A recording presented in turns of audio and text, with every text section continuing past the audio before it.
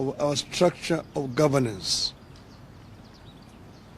This development has been brewing for some time since the coming of the National Government Constituency Development Fund and the National Government Affirmative Action Fund, which are in the hands of members of the National Assembly.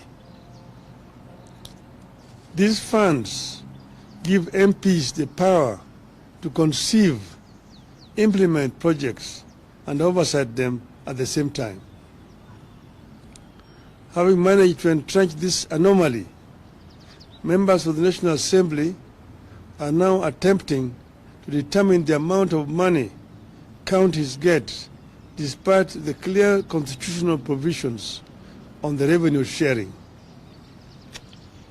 The members of the National Assembly are also scheming to dip their fingers into more executive projects like road maintenance levy fund at the national constituency level, in addition to the National Government Constituency Development Fund and the National Government Affirmative Action Fund.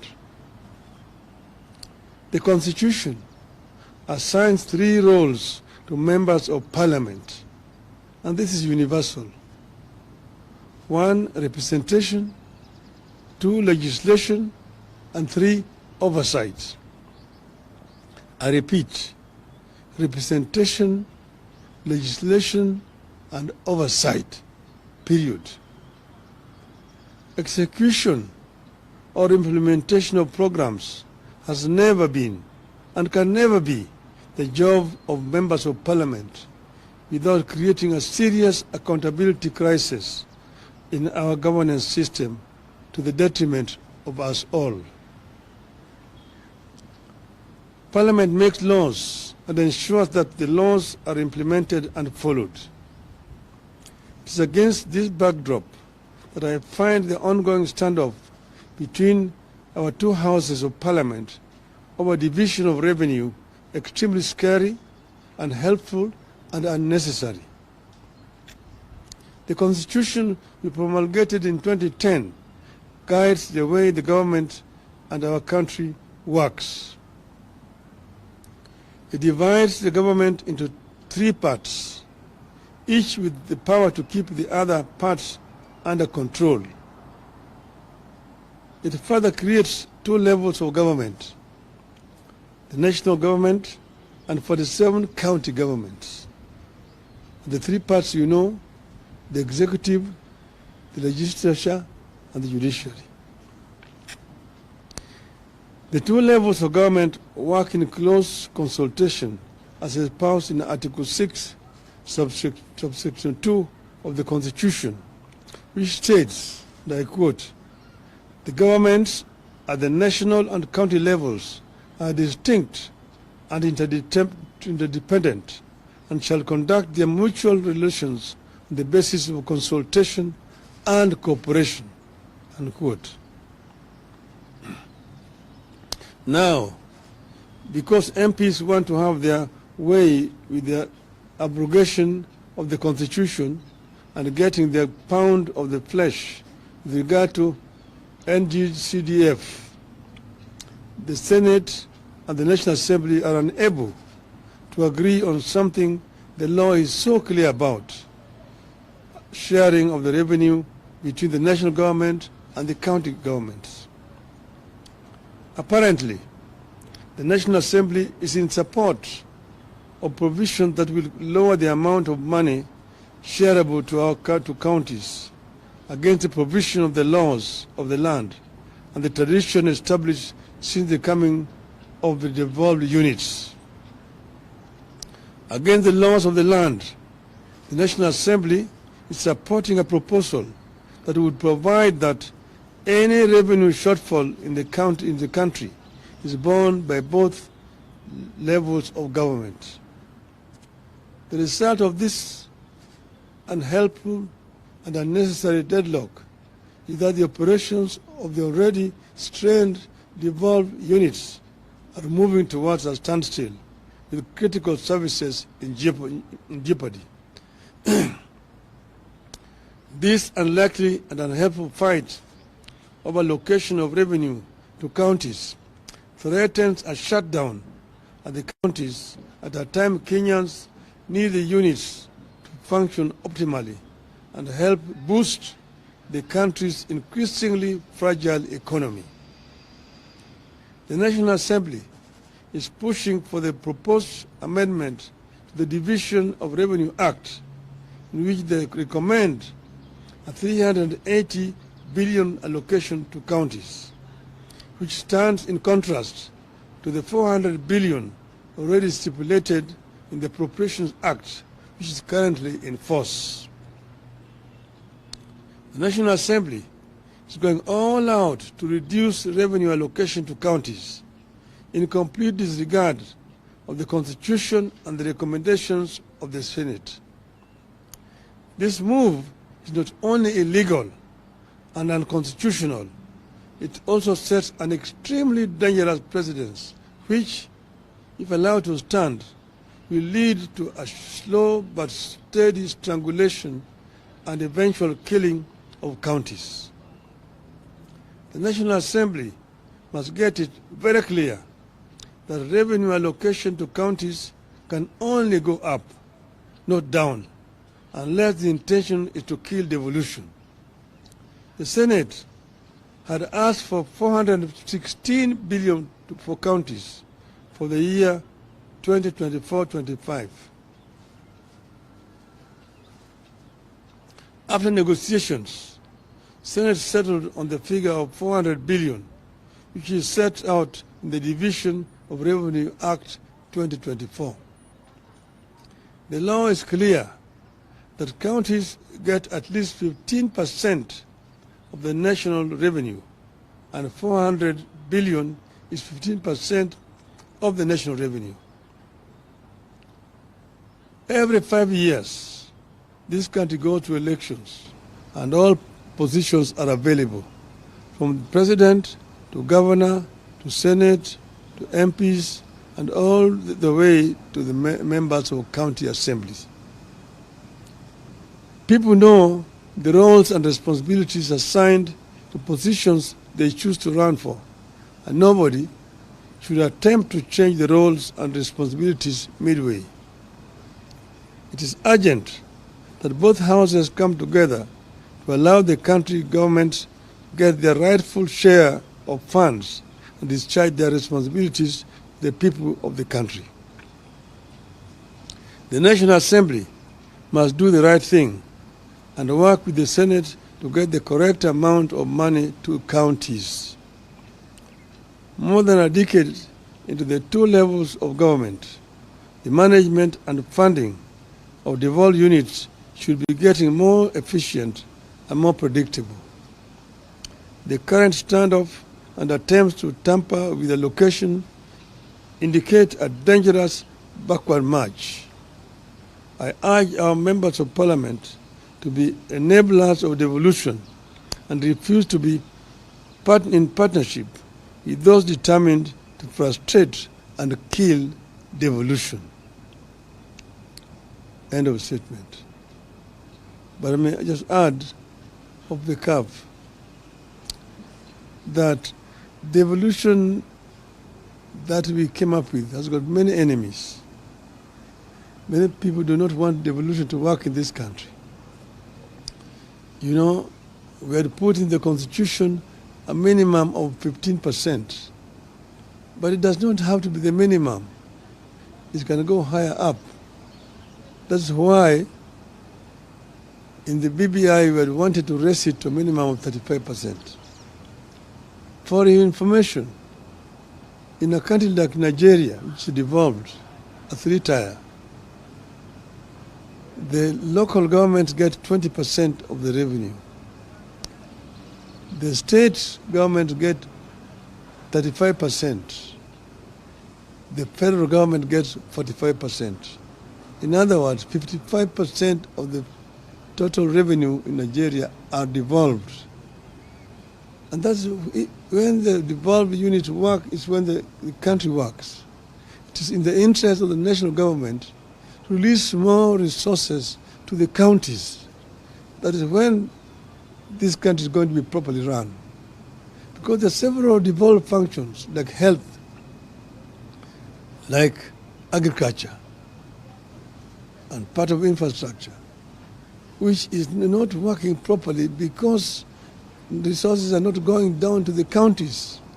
A big chunk of the money going to counties today is purely for recurrent expenditure, paying salaries to the staff. Very little money is remaining for the governors to do development work. And that's the reason why I find it very unfair that governors are being blamed for lack of development in their counties. And members of parliament should move away from trying to construct roads, from trying to construct health centers, schools and so on. Those are the responsibilities of the county government, not a national parliament. Thank you.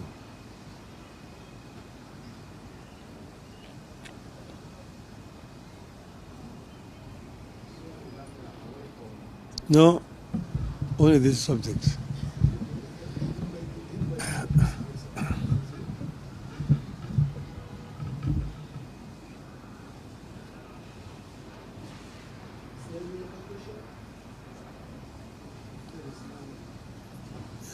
I will do another statement generally, then you can ask general questions. Today is about this issue of revenue share. Okay?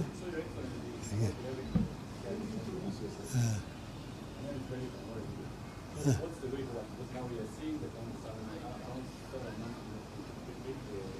assembly starting a fund, which the secretary is getting. The Senate is trying to follow the fund, but what's the best way forward? How can we resolve this fund so that the counties and the people and the local towns can also No, you see, it's a standoff which is unnecessary. I'm just asked the members of National Assembly to be more patriotic and move away from functions which are not theirs. It is very clear. It's so clear that, I feel very frustrated because I was involved in the drafting of this constitution. And we know exactly how this constitution is supposed to work. But the greed of members of parliament. Members of parliament want to be constructing roads. Members of parliament want to be constructing health centers. They want to be contractors themselves. Who is going to oversight the government? If the oversighter himself is the implementer. It does not happen anywhere in the world.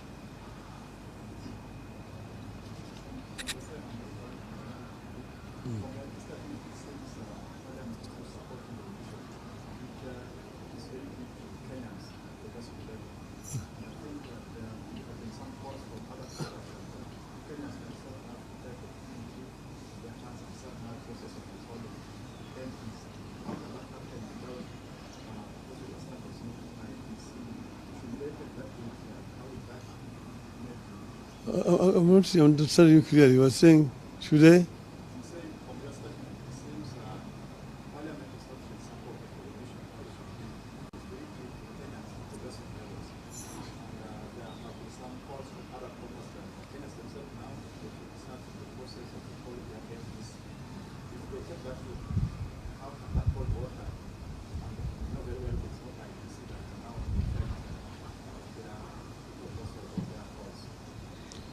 No, you see, we want Kenya to understand exactly what the Constitution provides and who is really at fault here.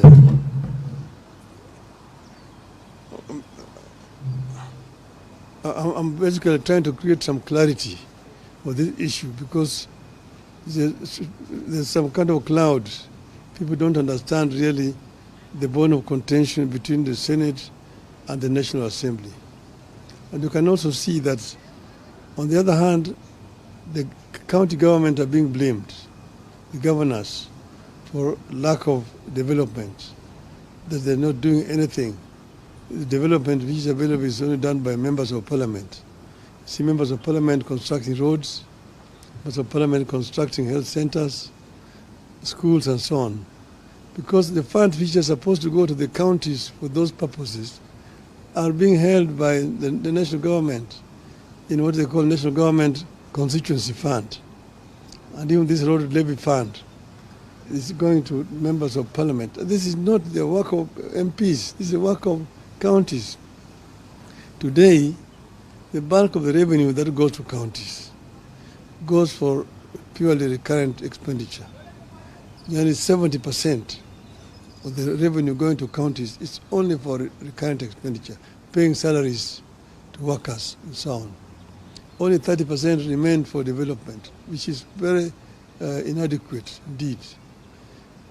Because the bulk of which should be going there is going into these other funds which are under control of members of parliament. So if that were to change, then the equation would change. Nearly 50% of revenue going to the counties would be for development projects. And the counties are the ones which are actually best suited to do the development. And then you've got the county assemblies to oversight. Members of parliament are supposed to oversight the national government. You see, they're supposed to represent their constituents. Two, they're supposed to legislate. And three, they're supposed to oversight the government. But they themselves are now being involved in the execution of projects at the constituency level. In fact, there's very little work being done in the National Assembly. The assembly is most of the times empty. There are no debates taking place in that parliament the way it used to be when we were members of parliament those days. Parliament is no longer doing its work as a national assembly. This is why we are really calling them to account.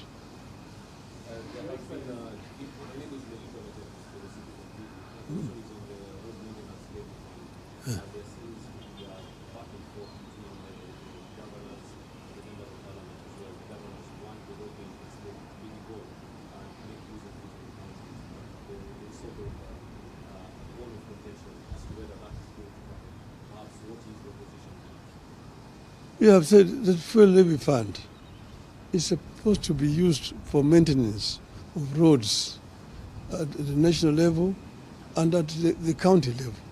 So that should go directly to the kitty of the county government, not constituency fund being controlled by members of parliament. That's what I'm saying.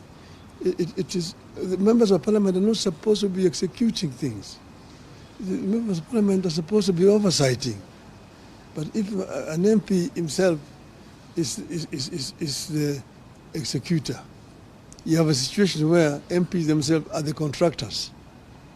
I know examples where you find a president going to launch a road, the contractor is a member of parliament. So if that's not a conflict of interest, I don't know what conflict of interest is, it is embarrassing. Very embarrassing indeed. When the president came to power, the promise to empower the president, the promise to enhance the source of economy. What we are seeing from the Secretary of the National Assembly is all what the promise. It's part of these lies that trying to look at it. Yes, you know, there's a whole competition between the National Assembly, the national government, and the counties. See, there are people who don't believe in devolution. People who really prefer a unitary system of government. They think that governors are an unnecessary burden. They would rather deal with DCs. And you see this attempt to resurrect the provincial administration, which actually under the constitution was supposed to be replaced with the county government. But we are dealing with people who do not want devolution. So devolution is under threat. And those of us who were there, who fought to bring devolution, must stand up and be counted and defend devolution. We do believe very strongly that a devolved system of government is what will ensure equity